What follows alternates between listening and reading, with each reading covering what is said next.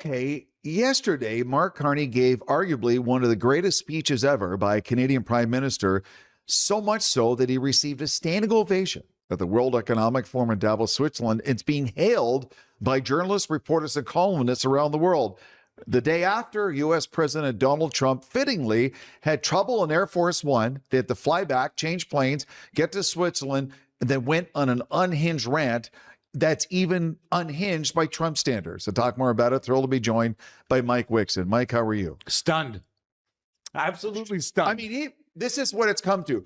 It was so out there, so egregious that even people who thought I've seen it all are now stunned. Jim, I didn't think I could do the show today, to be honest with you. Okay. The weather is not the reason. No, the weather's not good, but that's not the reason. I thought to myself, no, I really can't go in and do a show today and be a reasonable human being. A lot of my friends think, because I don't have full left-leaning tendencies, that I might be a Trump fan. Right.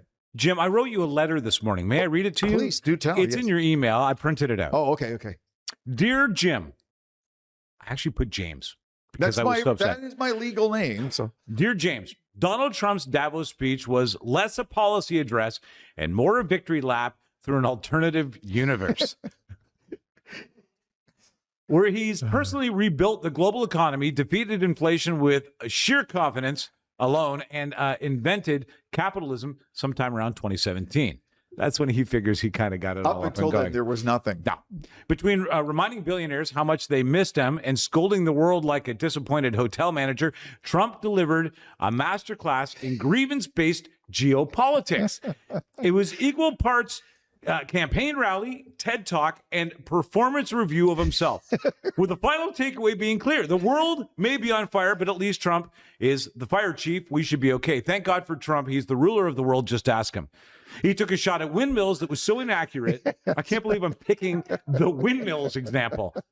I forgot about the windmills. He took a shot at windmills that was so inaccurate that he forgot that the U.S. is the second biggest user of windmills after China, who he told us is just rubing us into buying their windmills. Real quick, though, before you continue, they actually did a whole episode on Landman in season 1 about windmills in Texas. I can see maybe that's where he was inspired. Yeah, I've seen it on the Billy television. Bob Thornton told me. Billy Bob knows. So great friend of mine, not a great golfer. He took a shot at, he just says stupid shit nonstop. Eventually, the grace the world gives him to stroke his own ego will get him overthrown in his own country. I do believe that, by the way. Oh. People can only take so much of it. And deciding to add a moment dedicated to Greenland off the cuff because he didn't want bad reviews on his speech. He doesn't want to get bad ratings. He's still doing The Apprentice, as our producer Brady points out. He speaks like a convenience store owner in New Jersey. It's not important for any other reason than defense. There's no such thing as rare earth. Is he high? It's rare earth minerals, and they don't become rare earth minerals once you refine. Okay. The only thing I saw valuable in his speech was that it came to an end and he sat down and a real human being asked him questions he could not answer. And so to Donald Trump, I say to you, and I say to you, Jim, yes. Good day, sir. I said good day. He referred to Greenland as Iceland 3 times in the speech, and a longtime political observer in the U.S. goes, oh, great, now he's going to invade Iceland and Greenland, so he can't admit to the press corps that he misspoke. Yeah, that's so true. You can say, well, I meant both of them.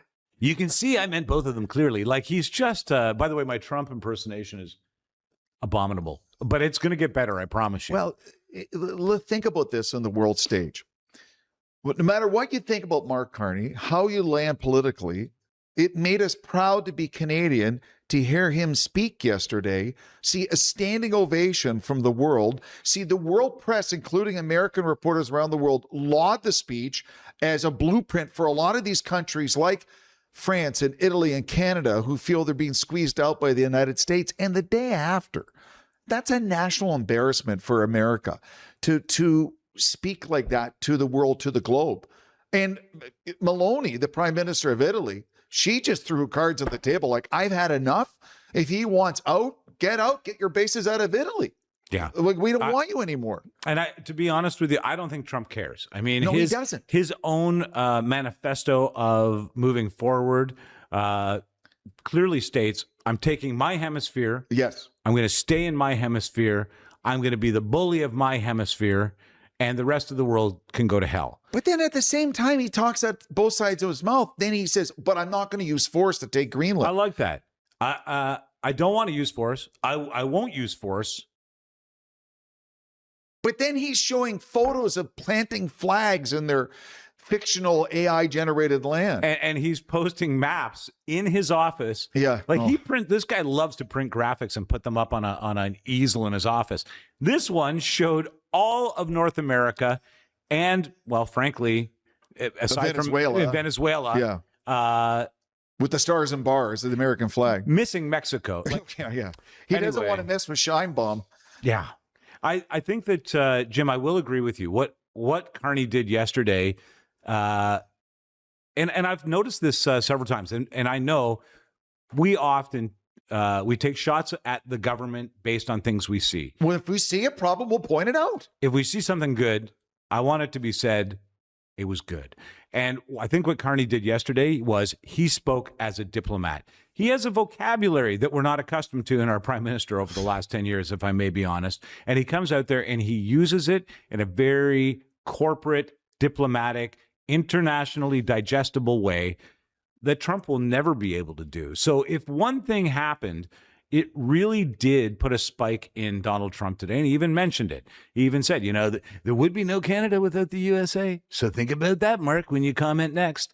Like, it did get to him. It did. It totally did. And so here's Mark Carney talking to all those medium powers, middle powers, which Canada is, a population of just over 41 million people with a modest military. All those other countries like that, hey, we're going to have to work together. The old way is done. And if you're not on the, what did he say? If you're not at the table, you're on the menu. Right. And then, now people are realizing after listening to Trump today, yeah, he's right. A couple of things about the speech today that I want to point out. One, It was, I mean, who else? I'm trying to think in history, who else would speak for 2 hours like that? I'm so sorry. Gaddafi. Right. Anybody else got one? Yeah. And okay, we're not going to say the name apparently, but he did drop the name saying that we would probably be speaking German or Japanese if it wasn't for the Americans. Meanwhile, he gets up there and gives this tyrannical diatribe that never ends. I've been to Europe. I was born in Europe. My dad was there with the Air Force during the Cold War. And our little apartment, we lived in Belgium, they had fixed the door and the window, but the outside of the wall in the village all had bullet holes. Still in the plaster in the outside, 20 years after the end of World War II. Yes, the Americans played a major role in the liberation of Europe from the Nazis, but there are grave sites, and I've been to them, Commonwealth grave sites, filled with acres of British and Canadian and you name the country soldiers who died to help liberate. They're not the only ones that helped. No, I mean, his bloated inaccuracies and bloated self-sense is really... I don't know how it doesn't cost America everything. And it doesn't, because he's the first guy to put $1 trillion into his military and then ask for another $500 billion. So he has bully power behind him. He has bully attitude. He has uninformed bully superiority. And that's inferior. Isn't that, real quick, Mike, the bullies, that's a sign of an inferiority complex. There's something wrong with you, that you can't speak a normal way, act a certain way, so you bully something to compensate. Isn't that what they say about a lot of bullies? You know something, Jim? Although I'm not 100% sure, I know what all of that does add up to is really stupid hair. So, I mean, you're right. I do think that he feels like he's in the shadow of something all the time. And I can't analyze a guy. He does really seem like a sociopath in a lot of ways, though. He doesn't really care too much about other people's opinions. He doesn't really listen to anybody. He doesn't read anything, obviously. And in fact, his speech today was off the rails so long because, and anybody here who's read a teleprompter in our room will tell you, he just got lost 25 times. It had nothing to do with his speech. The teleprompter went, He couldn't read it. He got lost. He had to vamp. They have to put And the guess teleprompter who did use back. the teleprompter yesterday? Mark Carney. He Mark Carney. just stood up and spoke. And then when he asked questions, he had cogent, intelligent answers. You know what I like about Mark Carney, and I will say this, he carries a pen everywhere. I don't know what that's about, but it looks official. You know, if you carry a clipboard and a pen, people listen to you. That's true. So here's the thing that it's come out today.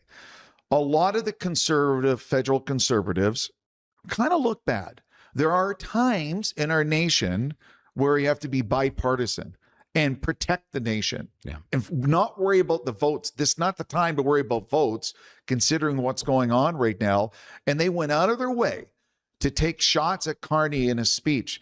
And I'll be honest with you. I have voted conservative many times in my life, but I was so proud to be Canadian with that Carney speech, prouder still the day after listening to Trump. And if there is a spring election in this country, that speech is going to be clipped and go a long way if the Liberals have a majority, a long way. Well, let me ask you this question on that topic, and we're getting a bit divergent here. Mark Carney is a very conservative liberal leader. I don't think we've ever seen his likes in many, many years. More than Paul Martin. More than Paul Martin. Yes. And so I think it's difficult for our conservative members and even Parliament overall to take easy shots at him, because he is dealing with a lot of mess to clean up that has his party's name on it. He has had to revamp how we budget so that Canadians can digest that we are in this much financial trouble. And yet he is moving forward with great clarity on being able to do deal making, real deal making, not Trump deal making, real deal making in other countries. I have to say, yesterday, I felt proud to be a Canadian. Yeah. Yeah. I'll tell you a little quick anecdote for everyone involved with TPL Media. A friend of mine's a small business owner. He's our age. He's a small business owner, employs a few people, and he had an idea about finances in the country to help small businesses. A quick tax thing, he came up with a good idea. He was telling me while I was doing some work with him on the weekend. I'm like, that's interesting. Well, you know what? He emailed the Prime Minister's office. He got a response and said they're going to forward it to the finance minister to look into it. And he felt, he was so amazed by that they listened to him. Hey, I'm a small business owner. I think this tax loop could help me and help other small business owners. And instead of just ghosting it, they got a response. That is pretty impressive. That's a little thing, but goes a long way. No, it does go a long way. Look, I don't want to give too much credence to a party or a political, any sort of political affiliation. I agree. Right now, Canada's in a position where we need to think clearly as a unit. Yes. You know, Alberta needs to be part of our unit. How do we do that? Quebec needs to be brought in. Yeah. You know, there are a lot of issues in our sovereignty that don't have anything to do with Trump. And now, if we have a leader that can actually bind us, but that requires other party affiliations and other politics to be put aside. And that's Premier Eby not putting up barricades, allowing a pipeline to the BC coast to access the Asian markets who have said they want our oil and natural gas, to rebuilding the Port of Churchill. Wap Canoes talked about it, and doing these big picture infrastructure projects and not have premiers try to throw up roadblocks. And as you said, work together as a team. And as a team, we can't be defeated. So now we have Trump's speech today. It kind of emboldens Canadians to be like, okay, we got to band together. This guy really is off the rails. You know, at one point he said, we're there for NATO 100%. I'm not sure that they'd be there for us. And now, wait a sec. Do you know about what happened in Afghanistan? Because that was a NATO, the Article 5, I believe it's called, a NATO. Yeah. And Brits, Canadians, Dutch, Danes, all those countries that sent people over there in Afghanistan. We both know people, many people who served in Afghanistan. A buddy of mine from high school, he said the third tour of duty, when the base was being under a rocket attack for like the 10th time, after 25 years serving, he said it was time to resign my commission. Yeah. So we sent our us that we didn't do anything. We sent our people. Yeah, and they sent a lot of them home in body bags on the highways of heroes. So that was one of those moments where I thought to myself, oh, okay, well, he feels like the outsider. Well, that's because of the way the U.S. is dealing with the world economically right now. And obviously he's saying, he said at one point, we would have had World War III. I think that honestly, if we didn't get into the Ukraine and get into and start to negotiate this, we were going to have World War III. He takes credit for what Netanyahu has done in protecting himself by saying, I tell him, Bibi, don't you take credit for that. That's our technology. He needs to have a thumb in every pie, yet he does feel like he's the outsider. Well, it's like the whole thing with the Nobel Peace Prize, right? Like he's claiming that's my prize. Yeah. That's my cup. That's my toy. That's my this. Putting his name on every building in the Capitol. Yeah. Is very interesting. It's very telling. It's so the world in Gavin Newsom. I don't know if you saw his soundbite that the world can't be compliant and try to placate him. They have to stand up to him. And this has been a bit of a tipping point for a lot of countries around the world, a lot of world leaders seeing what Carney said and the next day hearing and seeing Trump's rambling dissertation and go, wait a sec. I'm going to recommend people go back and watch our discussion about Trump's hemispheric plan. And the reason for that is, although you would have to read the plan to understand his speech today, I think, because his word salad and losing his spot and inaccuracies just cloud everything. Below that is a written plan that is what he's talking about. Yeah. It is him saying, okay, I'm going to take the hemisphere by force. Yeah. Economically, militarily. With this, and that's using the economy as a weapon, what Carney alluded to with the tariffs and different things to crush a nation's economy. So and everything that goes with it. I'm just flipping through the notes that came out of this. And by the way, thanks very much to everybody on our staff. We had a watch party essentially this morning, remote from one another, screaming on the phone with one another simultaneously. One of the things that I thought was really telling in his speech is how little he knows about his own economy. Well, the whole thing about there's no inflation? Yeah, when really it's up 2.7% year over year. They have a major problem in America with young people being able to afford a home. Sound familiar? Yeah. That is one of the biggest topics in America for young people, in getting a job and being able, can I save to afford to buy my own home in America? That's a big issue now. You know what Mark Carney doesn't do that Trump does? Trump throws a lot of bragging points out there, which make it easy to refute him. It creates this cloud of disbelief in everything that he says, that he's a fibbing fibber who fibs. And Mark Carney doesn't do that kind of speech really ever. I think he gets caught up sometimes by the press. He doesn't really like to interact with the press, and sometimes that gets him a little bit. However, what he doesn't do with his speech, in my opinion, is create all of these factoids that add up to nothing. He talks about how a nation must operate, how a nation has to be integrated in with using diplomacy into the global sphere of business and trade, and that leaves you no space to go, oh, that's inaccurate, that's a lie, oh, that's you just bragging. We just watched 2 hours of a guy just bragging with zero accuracy almost at all. And the day before, we saw a Harvard grad with 40 years of experience running the Bank of Canada, the Bank of England, hedge funds, major corporations, speak the truth about the reality that countries like Canada and England and Italy are facing right now around the world. The middle powers working together, trading with each other, having a joint defense agreement, and saying, you know what, we're going to buy planes from Sweden, we're going to buy tanks from England, we're going to go to other countries now to buy military hardware. Here's what I see Trump doing. Jim, you're fired. Oh, okay, I guess. You're fired, and you were the worst. You're one of the worst, and people have been saying you're one of the worst for a long time. You're fired. Okay. Well, I'll tell you what, Jim, we're going to have you in, but just 3 days a week, okay? Because I want you to get better. Yeah. Okay? Yeah. You know what, Jim? You're our star. You're our lead star right now on the network. You're the guy we're counting on. Thank you, Jim. You're the best. That's the cycle you see consistently in Trump's negotiation. He hates you. He hates you. Suddenly he's your best friend. I told him, Emmanuel, you do this. That was one of the things that blew my mind as well. Telling Macron on the phone, he posted his text message. Mike, there was a movie shot in Toronto, and it was Sebastian Stan, who got nominated, did a brilliant job portraying Trump. And the cast was great. And it talks about, from a young age, entering business, never apologize, always attack, never admit anything. And he was taught that in his 20s in business, always attack, sue, never say you're wrong.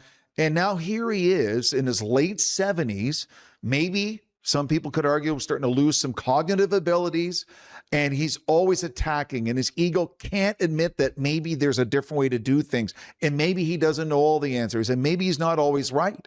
And all these countries around the world who have been dealing with this, eventually Trump will not be president.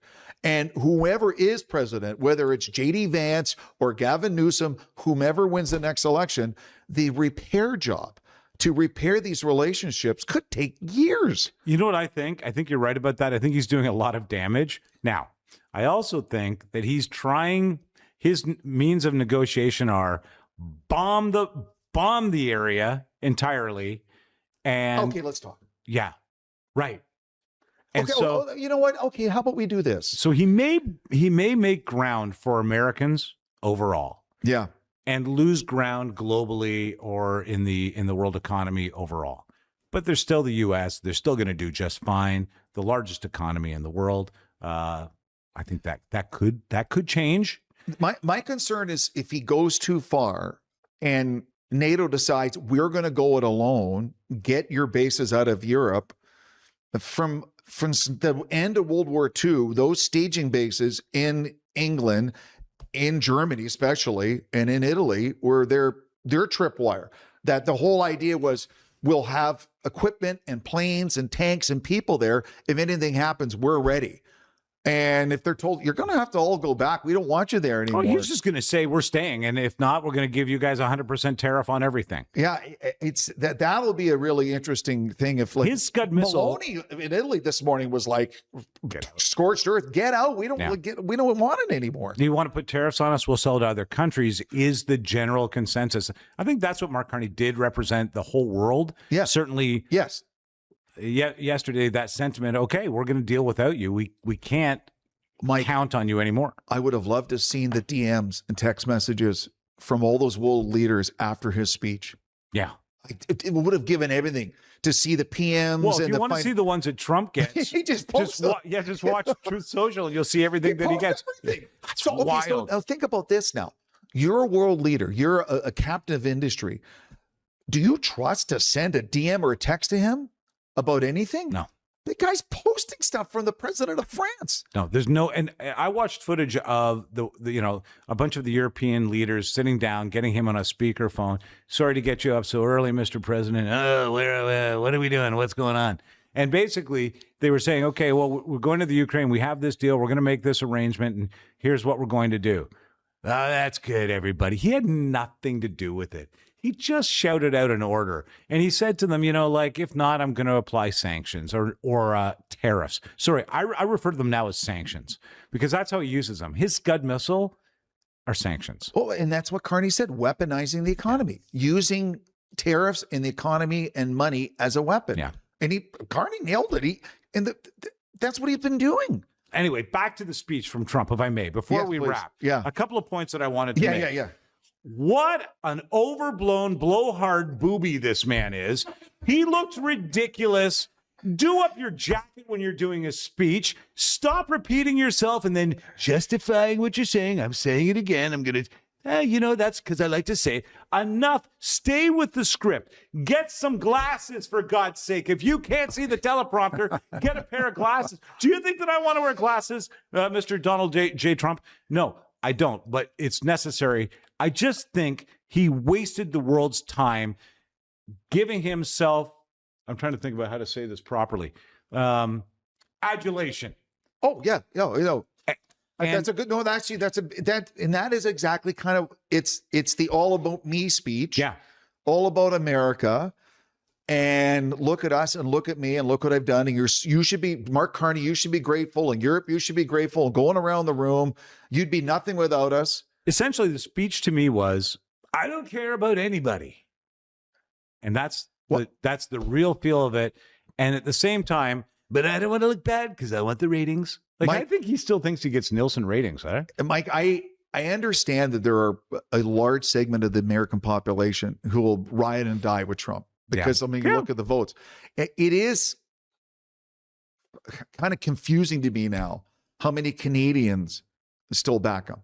After how much more evidence do you need to go, wait a sec, what he wants to do to Canada, the speech today, how would you support him? I've got to be honest with you, Jim. I don't hear a lot of support for Trump. I hear a lot of support on the fringes, for America. Yeah. But, you know, we get feedback from a lot of conservative people. None of them are out there saying, some of the comments, I think, Brady, you'll take note of, are pretty Trump positive. But most of the interaction that we get from people watching or listening to what we're doing doesn't speak that to me. And so I have to say, I think it is a fringe group at this point. I feel bad for the average American. I have family there. I have relatives there. I have friends there. My God, they're good people. Yeah. You know, and they have come to people's aid in time of crisis, and they have done good things. Well, look at the choice America had. Ding-a-ling. Which one? Or ding-a-ling. Oh, okay.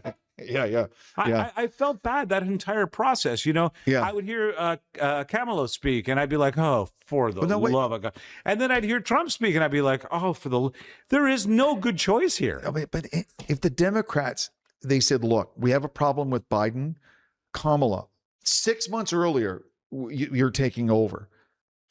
They just threw her in there, into the fire. Yeah. I don't think she had enough time, and it was just so rushed. If they knew there was a problem and give her a little more lead in time, maybe it would have changed. But yeah, I mean, with everything going on now for world politics now, and we try to be, true patriot love, focus on Canada. We could potentially have a Canadian election in 2026, and which would potentially be a Liberal majority. It's to kind of set the scene for the next 4 years for Carney and the Liberals to fight Trump, fight America. Mm-hmm. But then America, especially post midterms, has some serious decisions to make. Who's going to be leading the Democrats going forward, and who eventually will take over the Republicans? It often feels to me like Trump is running a country that is at the tipping point of civil war, because there are so many people so polarized in so many parts of America. The Roman Empire didn't last forever. There you go. There are a lot of countries that seemed bulletproof forever, and things changed and things collapsed. And America has been fantastic for so long. Yeah, we've had a good relationship based on proximity, basically. But are we naive enough to say that no country could ever have a huge change and basically be so different than what they were? Yeah. I mean, for a long time, the USSR was going to go on forever. They broke down the wall in '89, and it changed everything. I do think this is a time of change, and Trump is bringing it on. So at least we're not going on another decade doing bad deals in America under the sheets of, unbeknownst future tariffs, unbeknownst to us, the opposition that they're going to bring to us. If we're going to start to work around America, now is the time. It's the way to get Trump to say, all right, let's be friends, calm down. You nailed it, Mike. This is so right on, because if Carney and the Liberals in different provinces have deals now with Japan and South Korea and China and European countries and South American countries, and are doing all these deals, all of a sudden a lot of American businessmen are going to go, Mr. President, you're taking away our economy. We're losing all our business. You know what? I just want to remind you of this, Jim, before we close out. Yeah. Without America, you wouldn't have hockey. You love hockey, don't you, Jim? Jim loves hockey. Many people love hockey. You wouldn't have it without America, okay? Oh, yeah. So just remember that, Mr. Canada. I like also that Jim and I are dressed like we got to get onto our snowmobiles and get to our ice fishing holes. Jim, thanks for talking to me about this crazy speech. Thanks for joining us.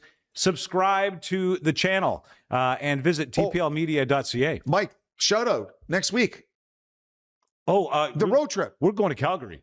If you are in Calgary, we want to meet you. Come out and hang with us. And in fact, I'll recommend that you follow all the videos leading up to it and see where we're going to be, because I think we're going to, Brady, we're doing, I think, a public event. We're doing the Conservative Convention. The Conservative Convention. So we'll be in Calgary for that. We're chasing Danielle Smith. Come on, Premier. We want to talk to you. You should, guys. And if you're there, you got to go to Spolumbo's for a sandwich in Calgary. It's mint. We're going there. Yeah, it's awesome. It's on our list.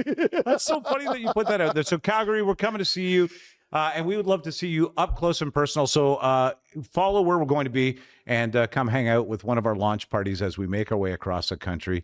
We'll see you then. Thanks, Jimmy. Thank you. Patriotic means looking out for each other and fixing things together. True patriotism is being in the country you love, surrounded by people you love, and great weather. Being a patriot is being a part of your community and caring for it. It doesn't matter who you are or where you're from. Patriotism is the one thing we all share. It's okay to be critical of government and still be a patriot. It's gratitude to your country. Of course I'm a patriot. I'm Canadian. It's my home. Well, actually, true patriot love is the mission.